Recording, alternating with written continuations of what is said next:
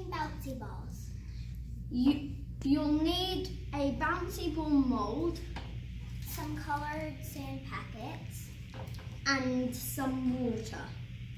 And you also need some dish soap. You need to make sure you close it and make sure you hear it pop. Like this. Next, you need to add the sand. You can do multicolored or one-colored.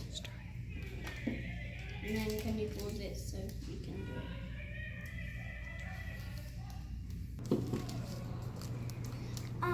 I'm tapping the sand down so I make sure the mold is completely filled with sand.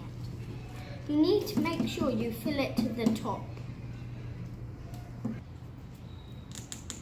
And then add a little bit of dish soap to your water.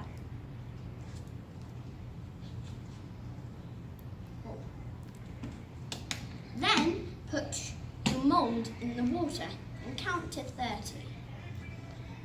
1, 2, 26, 27, 28, 29, 30. And then you need to take it out and flip it over and count to 30 again. Once you put it back in the water.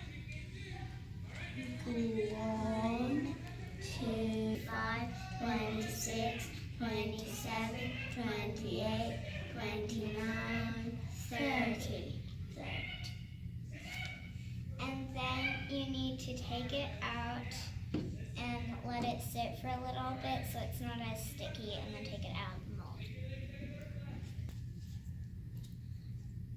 press them to the clips together to open your mould.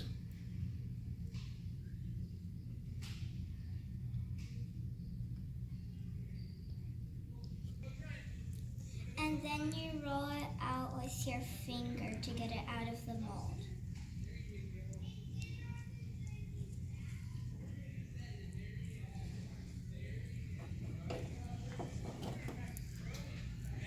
If it's still sticky, you can keep it out.